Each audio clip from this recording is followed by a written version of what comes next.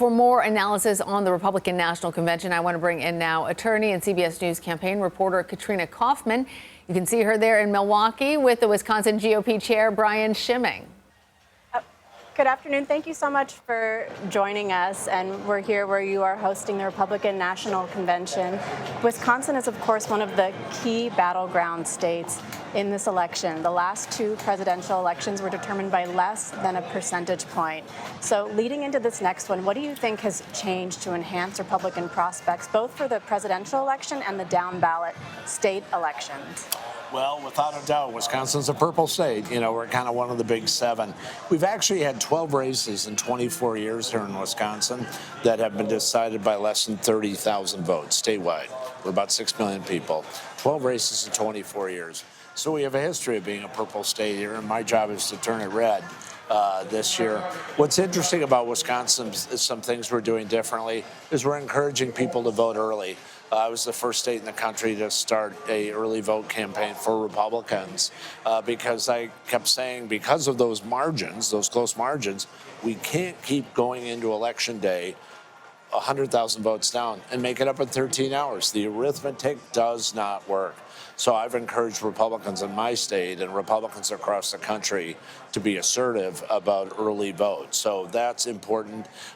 Number two, Joe Biden can't win the presidency back without winning Wisconsin. I really believe that. So we're already seeing a lot of attention from both parties. But I'm opening a Hispanic center on the south side of Milwaukee, about 5 miles from here, soon. We're reaching out to communities that we traditionally sometimes do, but sometimes don't. I've been a little bit of a change agent at the party and saying, look, we have to be more assertive. You got to go to where the problems are. I've had an office here in Milwaukee where the convention is for years. So really, it's a matter of going out to audiences we haven't been before. Secondly, working on early vote. And frankly, in this state of 6 million people, there are hundreds of thousands of them who think like us, act like us, live like us, believe like us, but don't vote. They literally have not voted.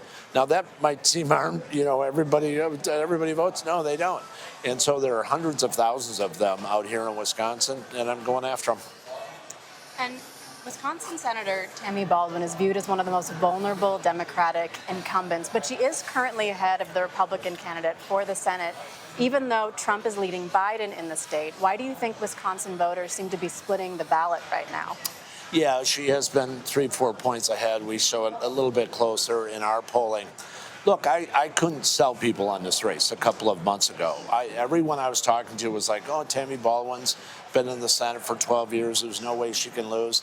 And I always say when they say that, has anyone seen Senator Russ Feingold around lately? Because he was supposedly unbeatable when Ron Johnson beat him not once, but twice.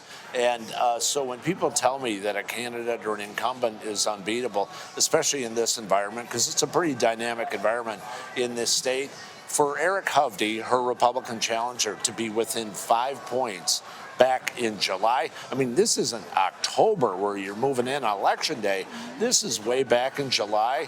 And so the Democrats are panicking and throwing millions of dollars in there to try to beat Eric Hovde. We're in a great place in the Senate race.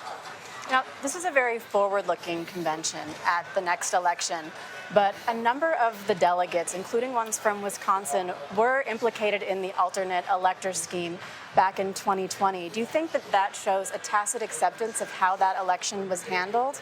And what do you plan to do moving forward if, let's say, Biden wins in Wisconsin by a small margin in the next election?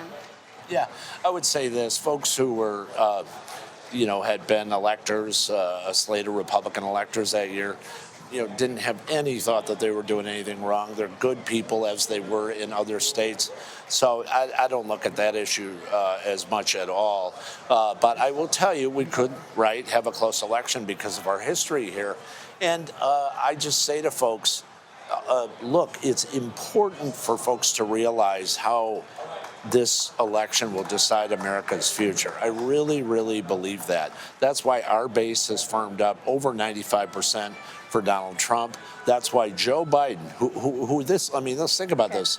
Last month, Joe Biden has moved to crisis after the debate to calamity right now. The Democrats don't know who they're going to nominate. We're nominating Donald Trump this week.